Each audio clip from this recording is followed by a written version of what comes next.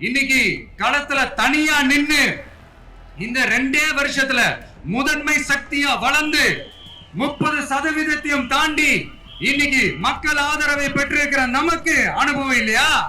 இப்படிதான் அரசியல்வாதியில பாதி பேர் அரல் ஊசா சுத்துறான். மக்கள் விரோத திமுக அரசை நிலைக்க கூடாது அப்படின்றதுதான் மக்களுடைய ஒரே கனவு. 100% தூய சக்தி டிவிக்கு ஆட்சி அமைக்கும். அவரு தூய சக்தி தான் சார், அதெல்லாம் மாற்று கருத்து இல்லை. அவர் தூய சக்தியா இல்லையாங்கிறது ஹைகோர்ட்டு இப்போ போன வாரம் கூட ஒரு தீர்ப்பு சொல்லிச்சு. இவ்வளோ சுத்தமான சக்தியை ஹைகோர்ட்டு பார்த்ததில்லை. ஹைகோர்ட்டில் நீதிபதியெல்லாம் மண்டையை பிச்சுட்டு அது ரோட்டில் தனியாக நிற்கிது. என்ன நம்புற உங்களை நான் டிசப்பாயிண்ட் பண்ணவே மாட்டேன். நீ பாலிடிக்ஸ் பேசி என்னை பற்றி கவலையே பண்ணல. ஏழையை பற்றி கவலைப்படுற மாதிரி நடிக்காத. அப்படி நடிக்கிற மாதிரி நீ ஒரு முடிவுக்கு வந்தீங்கன்னா பக்கத்தில் எவனாவது ஒரு ஏழையை நீங்கள் இப்போ என்கிட்ட பேர் விட்டு சொல்லுங்க. என் நெஞ்சில் குடியிருக்கும் சேலம் மக்களே. அப்புறம் நாங்கள் எதில் குடியிருக்கோம்? எங்கள் தலைவருக்கு இதில் இந்த வசனம்லாம் இனிமேல் தமிழ்நாட்டில் எடுபடாது. என்ன வந்தினா உன்னை கூட்டிகிட்டு போய் கற்பழிச்சிருவாங்கல்ல, உணவு அங்கே உள்ளே படுத்துக்கிட்டு என்னையே வெளியில் வர சொல்கிறீங்க, வெளில வர சொல்கிறீங்கன்னா எதுக்கு வர சொன்னான்னு எனக்கு தெரியாது, கூப்பிட்றவனுக்கு தான் தெரியும். விஜய் வீட்டை விட்டு வெளியே வா, விஜய் பணியூர் விட்டு வெளியே வா அப்படின்னு சொல்றவங்களுக்கு என் வீடு எதுன்னு தெரியுமா? முதல்ல என் வீடு எங்க இருக்குனாவது தெரியுமா? இங்க மக்களை விரும்புற விஜய் வேணுமா, இல்ல மக்கள் விரோத ஆட்சி நடத்துற ஸ்டாலின் சார் வேணுமா? இவங்க கத்துக்குட்டி, அது கத்து கொடுக்கறதுக்கு பிறந்த குட்டி, ஒன்றும் வேலைக்கு ஆகாது. ஒரு பொலிட்டிக்கல் பாம் ஒன்று சொன்ன ஞாபகம் இருக்கா? ஆட்சியிலையும் பங்கு அதிகாரத்திலையும் பங்குன்னு ஒன்று சொன்னேன். இப்போ அந்த பொலிட்டிக்கல் பாம் எல்லா கூட்டணியிலையும் வெடிச்சுக்கிட்டு இருக்கு, தாறுமாற வெடிச்சுக்கிட்டு இருக்கு. நீ என்ன குண்டு போட்டாலும் எங்களில் வெடிக்காது, எடப்பாடிகிட்ட வேணா வெடிக்கும். எங்கள் கூட்டணிலேருந்து உடைக்கிறதுக்கால அந்த குண்டு போடல. உங்களுடைய அப்பா அம்மா தாத்தா பாட்டி பெரியப்பா பெரியப்பா சித்தி சித்தப்பா அத்தை மாமா ஓட்டு போடுற வயசுல இருக்கிற அண்ணன் அக்கா எல்லாரையும் விசில் சின்னதுக்கு ஓட்டு போட சொல்லுங்க. விசில் சின்னதுக்கு ஓட்டு போட வைங்க. முதல்ல வீட்டில் இருக்கிற ஓட்டு போடுறான போல பாருங்க சார், அப்புறமா அடுத்ததை பற்றி பேசுவான். இங்க மக்களை விரும்புற விஜய் வேணுமா, இல்ல மக்கள் விரோத ஆட்சி நடத்துற ஸ்டாலின் சார் வேணுமா? இவர் கூட்டிட்டு வந்த கூட்டத்தில் வந்து எல்லாரையும் நிப்பாட்டி வச்சுக்கிட்டு நானா ஸ்டாலினான்னா அங்கே வர்றவன் என்ன சொல்லுவான்? பாதி பேர் ஸ்டாலின் சொன்னான், இவர் தான் மேடையில் நிற்பாரா, இல்லை அங்கே வந்தவன் தான் ஸ்டாலின் சொல்கிறதுக்கு வந்துருக்காங்க.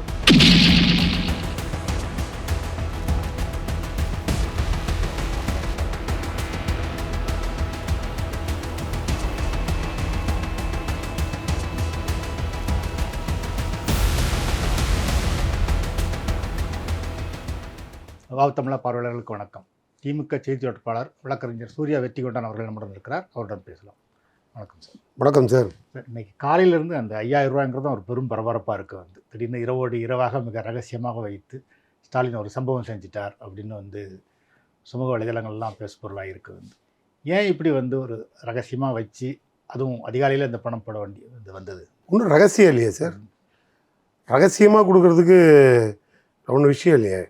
அதாவது அண்ணா யூனிவர்சிட்டியில் ஏதாவது ஒரு இன்சிடென்ட் நடந்தாலும் சம்பவம் செஞ்சிட்டாருன்னு முதலமைச்சரை தான் சொல்கிறீங்க.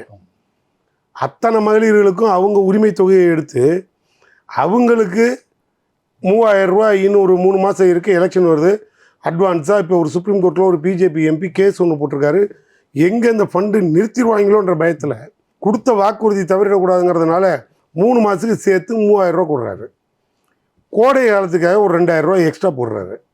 கோடை காலத்தில் வெயில் அதிகமாக இருக்குது, அதனால் ஆளுக்கு 2 இளநியை வாங்கி சாப்பிட்டு போங்கன்னு அது ஈஸியாக எடுத்துகிட்டு போயிடணும். முதல்வரை பாராட்டிட்டு போயிடணும். யார் இந்த காலத்தில் இருக்கா? அப்பனுக்கு தான் தெரியும் பிள்ளையோட அருமை என்னன்னு, அதை மாதிரி அண்ணனுக்கு தான் தெரியும் தங்கச்சியோட வெயிலோட அருமை என்னன்னு. ஒரு 2000 ரூபா சேர்த்து கொடுக்குறாருன்னா பாராட்டுறதுக்கு இவனுக்காக மனசு இருக்காங்க இல்லை? அவனாவது ஒருத்தன் பாராட்டியிருக்கானா? எதிர்கட்சிக்காரன். ஏழையோட அருமைக்கு தான் சார் தெரியும் அந்த பணத்தோட அருமை. இவங்கள மாதிரி ஊரை கொள்ளடிச்சு உடையில போடுறவனுக்கெல்லாம் அது பணத்தோட அருமை தெரியாது. அதை கேடி பேச தான் அவங்களுக்கு டைம் இருக்கும். அதாவது அது ஒன்றும் பெருசு இல்லை. நாங்கள் இது தேர்தலுக்காக செய்யலை, அடித்தட்டு மக்களோட தேவைக்காக ராத்திரி பகலாக முடிச்சிட்டு இருக்க ஒரு முதலமைச்சர் மு.க. ஸ்டாலின்ற மனிதர். இது தேர்தலுக்கான கட்சியே இல்லை. அதனால் எங்களுக்கு இது ஒரு பெரிய விஷயமா கருதலை. மக்களோட உரிமைன்னு தான் முதல்வரும் சொல்கிறார். நான் கேட்குறது என்னென்னா, அது மக்களோட உரிமைங்கிறப்ப அதை நிறுத்துறதுக்கு சிலர் முயற்சிக்கிறாங்கல்ல, அவங்களோட செயல்பாடை எப்படி பார்க்குறீங்க? இன்றைக்கி மத்தியானம் கூட ஒருத்தர் பேசியிருக்காரு. யார் பேசியிருக்காருன்னா, நடிகர் விஜய் பேசியிருக்காரு. 2 பேருக்கு தான் போட்டி, வேறு யாரும் இல்லை, களத்திலே இல்லை. எடப்பாடி பழனிசாமிலாம் செத்து 6 மாதம் ஆச்சுன்ட்டான். இருந்தாலும் யார் தாண்டா உயிரோடு இருக்காங்கன்னா 2 பேர் தான் இருக்கோம். ஒன்று நடிகர் விஜய், இன்னொன்று திமுக. அவனுங்க யாரும் சிரிக்கலை, கை தட்டினான். நாங்கள் அதை பற்றி கவலையப்படுறதில்லை. என்னை கூட ரொம்ப கூலாக என் வீட்டில் என் பொண்டாட்டி கேட்டா, என்ன சார் இவங்க 2 பேருன்னு சொல்கிறாங்களே. நான் ரொம்ப கூலாக சொல்லிட்டேன், ஒன்றும் பிரச்சனை இல்லைம்மா, இந்த நாட்டில் தந்தி கம்பம்னு ஒன்று இருக்கும், நல்ல லைட்டு வெளிச்சத்தில் இருக்கும், அதை நம்பி 100 பேர் படிப்பான். அந்த தந்தி கம்பத்தில் இருக்க லைட்டை வெளிச்சத்தில் படித்தவன் தான் ஒரு 10 பேர் ஐஏஎஸ் சார்ந்திருப்பான். ஆனால் எருமை மாட்டுக்கு அருமை தெரியாது. எருமை மாடு அரிப்படுத்துதுன்னு வச்சுங்க, தந்தி கம்பத்தில் சுரண்டிட்டு நிற்கும். உங்களுக்கு நல்லா தெரியும், கிராமத்தில் எருமை சுரண்டிக்கிட்டு இருக்கும் தந்தி கம்பத்தை. அதனால் எருமையும் போஸ்ட்டும் ஒன்றாயிடாது, அதனுடைய பலனும் இதனுடைய பலனும் ஒன்றாயிடாது. அந்த மாதிரி டிவிக்காவுக்கு எப்போல்லாம் அரிப்பு வருதோ, தந்தி கம்பம் மாதிரி இருக்க திமுக உரசி பார்த்தே வளர்ந்தாலான்னு நினைக்கிறான். அவன் அரிப்பை அடக்கிக்கிறதுக்காக 4 வேலை செய்வான். அது ஒன்றும் பெருசுப்படுத்த மாட்டோம் நாங்கள். அதை நாங்கள் பெருசுப்படுத்துகிறதாவும் இல்லை. அதனால் அதை அப்படியே தூக்கி விட்டுருந்துருங்க. இதில் என்ன இருக்குது, இப்போ இனிமேல் இவங்க விமர்சனம் புதுசாக பண்ண போகிறாங்க. பண்ணுறதுக்கு எதாவது இருந்தால் தானே. திமுக மாதிரி அதிக வெற்றிகளை பார்த்த கட்சியும் இல்லை, அடிமட்டமாக தோற்ற கட்சியும் திமுக மாதிரி எவனும் இல்லை. இது அரசியலில் எல்லாம் தெரிஞ்சு வந்தது. அதுதான் அடிக்கடி சொல்லுவேன், 10 புள்ள பெற்றவளுக்கு தலைச்சம்புள்ளகாரி வைத்தியம் வழி சொன்னாலாம். அந்த கதையை இவனுங்க இப்போ தான் நஞ்சாங்குஞ்சாலாம் ஆளுக்கு ஒரு விஷயம் கையில் தூக்கிட்டு, அதில் வேற அவர் திரும்பி தெளிவாக வேறு சொல்கிறாரு, எதை பற்றியும் யோசிக்காமல் சொல்கிறாரு. என்னைய நம்புறீங்கள்ல, ஸ்டாலினா அல்லது விஜயா, யார் மீது உங்களுக்கு நம்பிக்கைன்னு. இதை எங்கே கேட்கணும், யார்கிட்ட கேட்டணும்? எங்கள் மேடையில் கேட்டுருவாரா, இல்லை பப்ளிக்கில் எல்லாம் நின்று சபையில் நின்று கேட்டு இவர் கேட்குற கேள்விக்கு மக்கள்கிட்ட பதில் சொல்லிடுவாரா? நம்ம மூப்பனார் இருக்கார் பாருங்க, ஜிகே மூப்பனார், அவரோட பையன் ஒருத்தர் இருக்கார் தெரியுமா, ஜிகே வாசன் ஒரு கட்சி வச்சுருக்காரு. அவர் அதை வாடகைக்கு விட்டு ஒரு 10 வருஷம் ஆகுது. அது இப்போ நடத்துறது என்டிஏல மோடி தலைமையில் தான் நடந்துகிட்ருக்காரு. அவர் கட்சியில் செயற்குழு பொதுக்குழு கூட்டம் நடத்தினானுவோம். நடத்திட்டு அவர் நடந்து வர்றார். இவனுங்கெல்லாம் உள்ளே உட்காந்துட்டு அடுத்த ஆட்சி தமாகான்ட்டானுவோம். அவர் தடுமாறிட்டார். அடுத்த முதல்வர் ஜிகே வாசன் நானுவான், சேர்லேருந்து கீழே விழுந்துட்டார். அந்த கதை தான் இப்போ இவனுக்கு கதை. அதனால் நாங்கள் அதை பற்றியே யோசிக்கிறதில்ல. இவர் கூட்டிகிட்டு வந்த கூட்டத்தில் எல்லாரையும் நிப்பாட்டி வச்சுக்கிட்டு நானா ஸ்டாலினான்னா அங்கே வர்றவன் என்ன சொல்லுவான்? பாதி பேர் ஸ்டாலின் சொன்னான், இவர் தான் மேடையில் நிற்பாரா, இல்லை அங்கே வந்தவன் தான் ஸ்டாலின் சொல்கிறதுக்கு வந்துருக்கானா? ஏண்டா எல்லாரையும் கூட்டிகிட்டு ஊரில் கூப்பிட்டு ஒன்றா ஒட்டுமொத்தமாக உட்கார வச்சு நானா நீயானா வந்தவன் மூஞ்ச பார்க்க தான் வந்தான் ஒழிய உன் லட்சணத்தை பார்க்குறதுக்கு வரல. அது இன்னும் அடுத்த தேர்தல் விடிவில் தெரியும். அதனால் இது பழகி போன ஒன்று திமுகவுக்கு. அதனால் நாங்கள் அதை ஒன்றும் பெருசுப்படுத்தலை சார். ஆனால் நீங்கள் பார்த்தீங்கன்னா இந்த மீட்டிங்லேயே ஒரு விஜய் பேசும்போது இதையும் விமர்சிச்சிருக்காரு. அந்த 5000 ரூபா கொடுத்ததே எங்களை பார்த்து பயந்து தான் கொடுக்குறாங்க அப்படின்னு சொல்லி விமர்சிச்சிருக்காரு.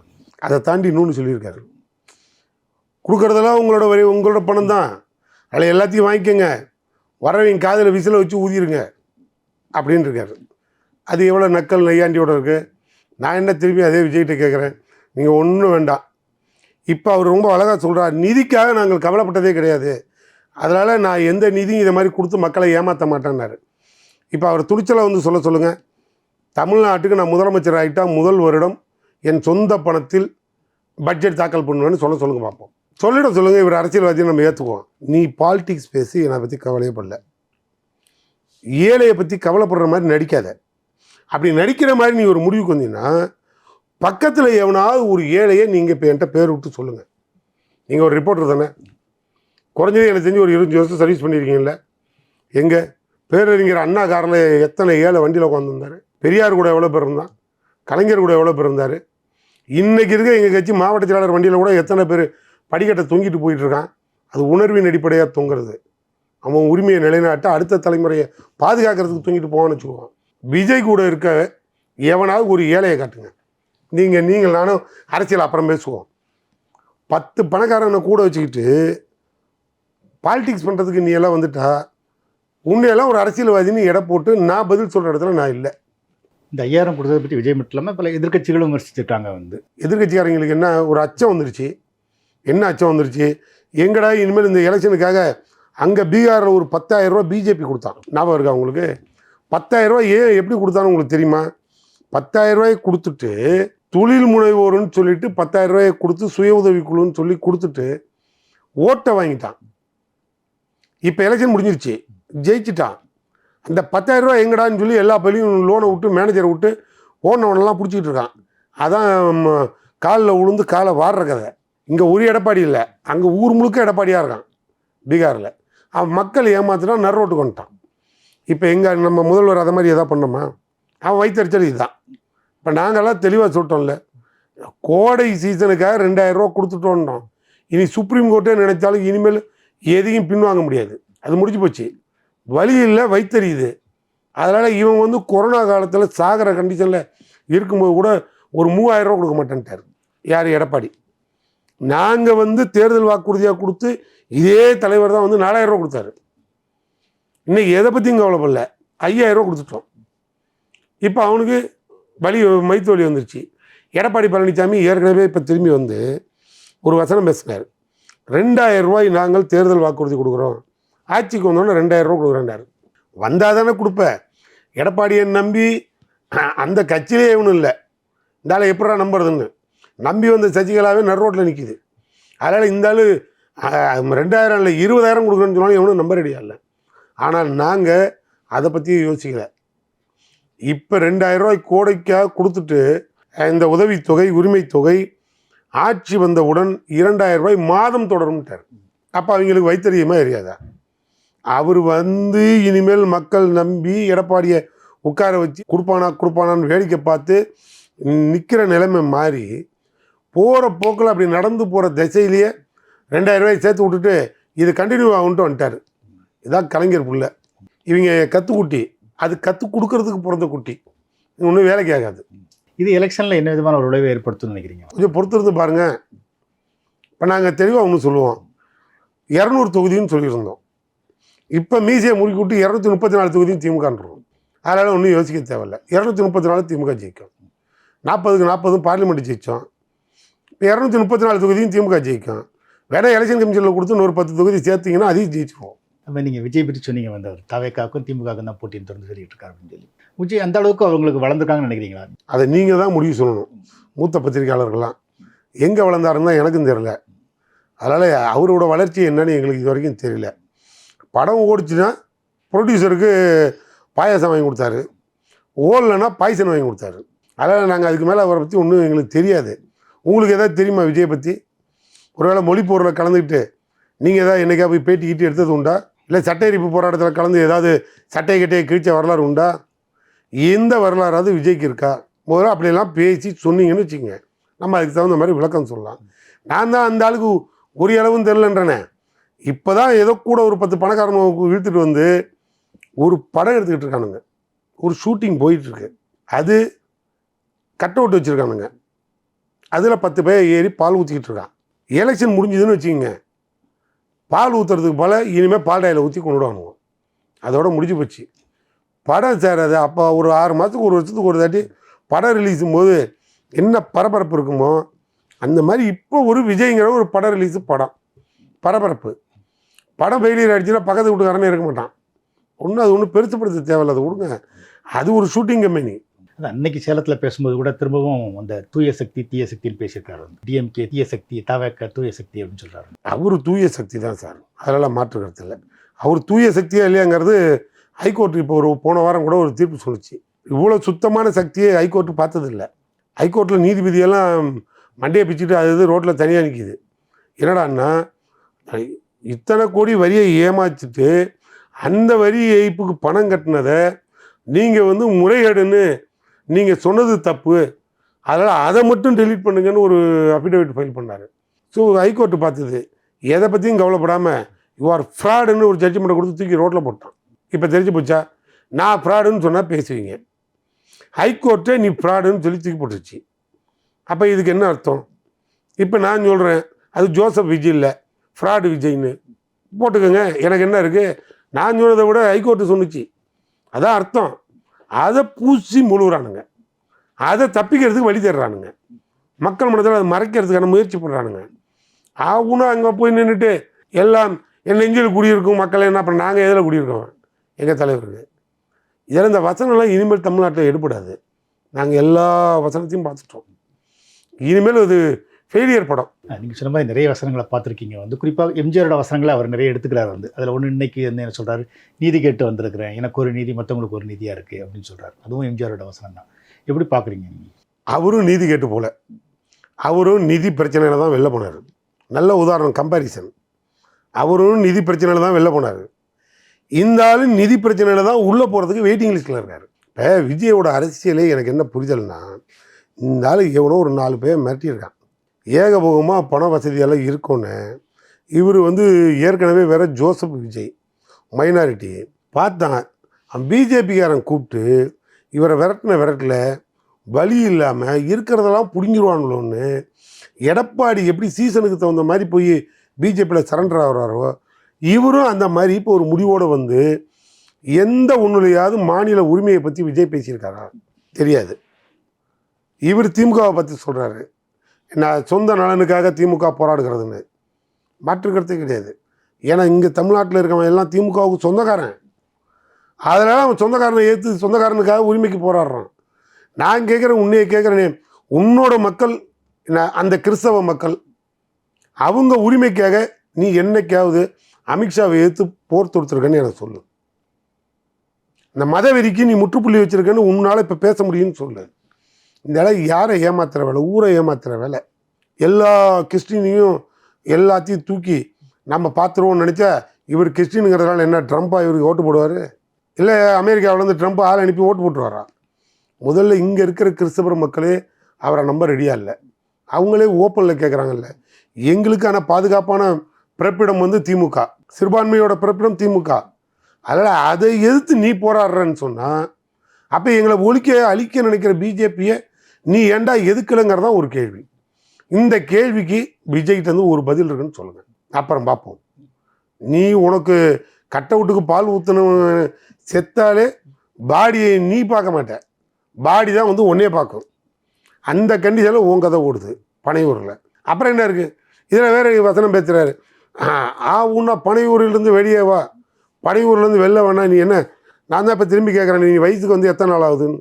என்ன வந்தினா உன்னை கூட்டிகிட்டு போய் கற்பழிச்சிடுவாங்கல்ல. உணவு அங்கே உள்ளே படுத்துக்கிட்டு என்னையே வெளியில் வர சொல்கிறீங்க, வெளில வர சொல்கிறீங்கன்னா எதுக்கு வர சொன்னான்னு எனக்கு தெரியாது, கூப்பிட்றவனுக்கு தான் தெரியும். இங்கே அந்த மாதிரி நிலைமை இல்லை. விஜயை தேடி எவனும் இல்லை சார். நடிகை மூஞ்ச பார்க்க 4 பேர் ஓட தான் சார் செய்வான். அதனால் படம் ஓடுற வரைக்கும் நடிகனுக்கு வண்டி ஓடும். படம் ஃபெயிலியர்னு வச்சுங்க, ப்ரொடியூசருக்கு பால் ஊற்றுற மாதிரி நடிகனுக்கும் சேர்த்து ஊற்றி அடக்கம் பண்ணிடுவாங்க. இன்னும் ஒரு 3 மாதம் சார், அடக்கத்துக்கு உண்டான தேதி வந்துருச்சு. ஏன் அவசரப்படுறீங்க? ஆட்சி அதிகாரத்தில் பங்குன்னு நான் போட்ட கொண்டு இன்றைக்கி வேலை செஞ்சுருக்கு ஸ்டாலின் அதை பயப்படுறாரு, பதறார் அப்படின்னு சொல்கிறாரு. ஆட்சியை பிடிக்கிறதுக்கு கூட்டணி, வெல்த்துக்கு தனியாக அப்படிங்கிற மாதிரி கேள்வி எழுப்புறார். எப்படி பார்க்குறீங்க? நான் அதை சரியாக தான் பார்க்குறேன், ஒன்றும் தவறலாம் இல்லை. ஏன்னா அந்த குண்டுக்கு பலிகடாகிறவன் 10 பேர் இருக்கான். அது அவன் கொள்ளடிக்கிறதுக்கான கூட்டணி. அது அரசியலில் எதுக்கு சார் கூட்டணி? இப்படி பேசுவோம், எதுக்கு அரசியலில் கூட்டணி? தேவையில்லாமல் இந்த ஆள் உள்ளே நான் உங்களுக்கு இடம் தரேன்னா என்னடா போருக்கு பாகிஸ்தானுக்கு ஆளை எடுக்கிறீங்க? இப்போ எந்த நாட்டுக்கு சண்டை நடக்குது, இப்போ நீ படையை தட்டிகிட்டு இருக்க, இப்படி கேள்வி கேட்போமா?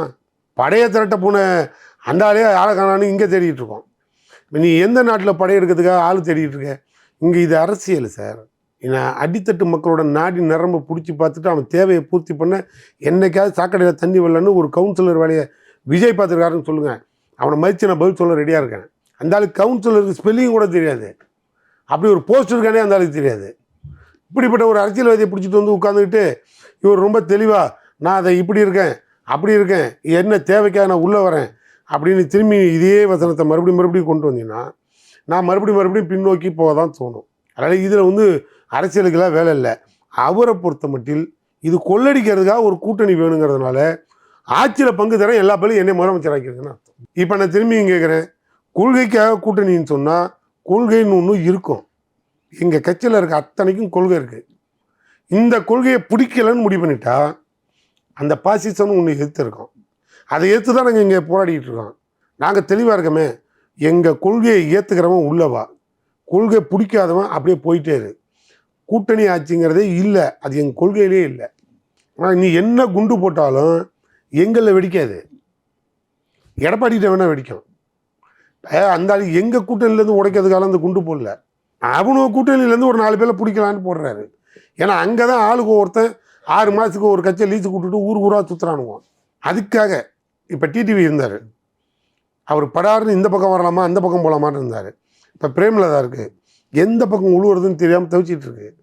ஐயா ராமதாஸ் இருக்கார், மோவன் அந்த பக்கம் அப்போ இந்த பக்கங்கிற மாதிரி எந்த பக்கம் போகிறதுன்னு தெரியாமல் பண்ண பாவத்துக்கு நடுரோட்டில் நிற்கிறாரு. இந்த மாதிரி ஒரு 10 கட்சி இருக்க பாருங்கள். அவங்கள மாதிரி ஆளுக்கு தான் இந்த கூட்டணியெல்லாம். இது கொள்ளடிக்கிறதுக்கு தான் இந்த கூட்டணி. அவர் கூப்பிட்ற அந்த கூப்பாடு எங்களில் அதெல்லாம் ஒன்றும் கிடையாது. கொள்கை தான். விருப்பம் இருந்தால் இரு, விருப்பம் இல்லையா நீ போயிட்டே இரு.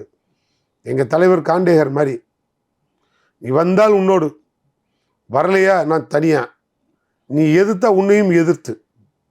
இது யாருக்கு சொல்கிறாரு? அத்தனை பேருக்கும் சேர்த்து சொல்கிறாரு. அவர் பக்கத்தில் உட்காந்துருக்க சீட்டுக்கு சேர்த்து சொல்கிறாரு.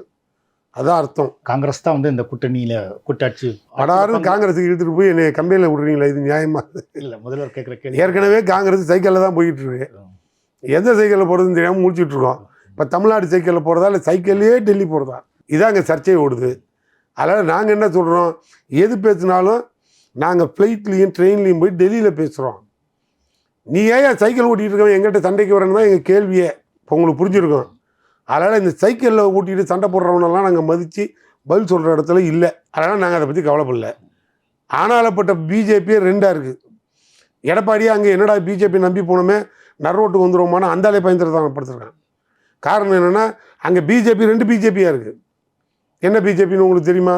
ஒன்று அண்ணாமலை தலைமையில் இருக்குது, இன்னொன்று எடப்பாடி நயினார் நாகேந்திரன் தலைமையில் இருக்குது. அங்கே பிஜேபியே 2ஆக நிற்கிது. தேசிய கட்சியெல்லாம் இப்போ 2 தான் நிற்கிது.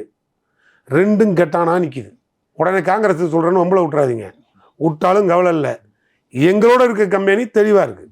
இந்த ஆட்சியில் அதிக பங்கு அப்படிங்கிறத பற்றி முதல்வர் கூட விளக்கம் கொடுத்திருந்தார். அது வந்து மாநிலத்தில் சாத்தியம் இல்லை அப்படின்னு சொல்லியிருந்தார். அதே நேரத்தில் எல்லாரும் இல்லை கேட்குறாங்க அப்படின்னா, மத்தியில் கூட்டாட்சி அப்படிங்கிறது சாத்தியங்கிறப்ப மாநிலத்தை ஏன் சாத்தியம் இல்லை அப்படின்னு கேட்குறாங்க. நீங்கள் இப்போ கேட்ட கேள்வி எக்ஸலண்ட்டான கேள்வி. இந்த மாதிரி தான் பல பேருக்கு அதுக்கு என்ன அர்த்தம்னு தெரியாமல் நீங்கள் கோடிட்டு காட்டினீங்க. பல பேர் அர்த்தம் தெரியாமல் அரலூசு மாதிரி பைத்தியக்கார மாதிரி சுற்றுறான். மாநிலத்தில் சுயாட்சி, மத்தியில் கூட்டாட்சின்னா கூட்டணி ஆட்சி அது வேற, கூட்டாட்சிங்கிறது வேற. மாநிலத்தில் சுயாட்சின்னா என் வருமானத்தை வச்சு நான் என்னோட வரவு செலவை பார்த்துக்குவேன், அது என்னோட உரிமைடான்னு சொல்கிற மாநில சுயாட்சி. புரியுதா? இங்கே கூட்டாட்சிக்கு வேலை இல்லை. அங்கேயே கூட்டாட்சின்னா என் பணத்தை உனக்கு அனுப்புகிறேன், உன் பணத்தை எனக்கு அனுப்புகிறேன். அதால் இது கூட்டாட்சி தத்துவம். அர்த்தம் புரியாமல் பாதி அரசியல்வாதி, அதுலேயும் தேசிய கட்சியில் இருக்க அரலூசெல்லாம் பாதி பேர் மத்தியில் கூட்டாட்சி தேவைப்படுது, ஏன் மாநிலத்தில் உங்களுக்கு சுயாட்சி தேவைப்படுதுன்னு எங்களே திரும்பி கேட்குறான். அர்த்தம் உங்களுக்கு புரிஞ்சுதா? இப்படி தான் அரசியல்வாதியில் பாதி பேர் அரலூசாக சுற்றுறான். மத்தியில் கூட்டாட்சி, மாநிலத்தில் சுயாட்சின்னா அதுக்கே பாதி பேருக்கு அர்த்தம் தெரியல. இது வரைக்கும் தேர்தல் அப்படிங்கிறது வந்து அதிமுக திமுக போட்டியே தான். அப்படிங்கிறப்ப இப்போ விஜய் வந்து சொல்கிறார் வந்து தவக்காக திமுக தான் போட்டி அப்படின்னா, அப்போ அதிமுக விஜய் பலம் அடைஞ்சிருக்காரா இல்லையா அப்படிங்கிறது ஒரு பக்கம். அதிமுக பலவீனமாயிருக்கா? அது எந்த காலத்தில் பலமாக இருந்தது? திமுகவில் ஒரு தலைவர் வந்து சேர்றாரு, அண்ணா திமுகவில் வந்து வர்றாரு வைத்தி. அங்கே இருக்கிற ஒரு 4 பேரை கூப்பிட்டு, எங்கள் கட்சிக்காரன் எல்லாரையும் கூப்பிட்டு, மாவட்ட செயலாளரை கூப்பிட்றோம், ஒன்றிய செயலாளரை கூப்பிட்றோம், கொண்டாந்து ஒன்றா நிற்க வைக்கிறோம். வைத்தியை கூப்பிட்டு எல்லாரும் ஒன்றா வாங்க, இந்த வைத்தியோட இனிமேல் சேர்ந்து இருங்க, இவரை கட்சியில் சேர்க்கலாமன்னு என் தலைவன் கூப்பிட்டு கேட்டு ஒப்பீனியன் வாங்கி வைத்தியை சேர்க்குறாரு. இது ஒரு அரசியலில் மாண்பு பண்பு உள்ள ஒரு தலைவர், ஒரிஜினல் அரசியல். எடப்பாடி தலைமையில் தானே தேசிய கூட்டணி, இங்கே அவர் தலைமை தானே சார். டிடிவி தினகரனை யார் வந்து கூட்டணியில் சேர்த்தது? அந்த படத்தில் எடப்பாடி எங்கே போனார்? அந்த ஆள் ஒரு பெரிய மனுஷன், கூப்பிட்டு வச்சு 2 அரை அரைஞ்சி அப்பைக்கப்போ அனுப்பிடுறானுவான். அதுவும் பாவம், மான மரியாதையெல்லாம் விட்டுட்டு சொத்தை காப்பாற்றிக்கிறது உளுந்தவன் இன்னும் எழுந்திருக்கவே இல்லை அந்த ஆள். அதனால் அவங்களுக்கு சூடு சுரணம் மானம் ரோசம் வெக்கம் இதெல்லாம் எதுவும் இல்லை. அதனால் நீங்கள் அந்த அரசியல் பாணியில் அந்த கட்சியை பார்க்காதீங்க. அதுக்கு என்னைக்கு வீரியம் இருந்தது? இருந்திருந்தா ஏன் தலைமையில தாண்டா தமிழ்நாட்டில் கூட்டணி, என்னையை கேட்காம எப்படா இருந்தாலும் உள்ளே சேர்த்திக்கன்னு ஒரு கேள்வி வருமா வராதா? இப்போ யார் ஆள் பிடிச்சி கொண்டு வந்து விட்றவன்? பிஜேபி புள்ள பிடிக்கிற மாதிரி ஆளை பிடிச்சிட்டு வந்து கூட்டணியில் விட்றான். இந்த ஆள் அங்கே உட்காந்து வந்துட்டானுல ஓகே அப்படியே திரும்பி வந்து நின்று பேட்டி கொடுத்துட்ருக்கான்.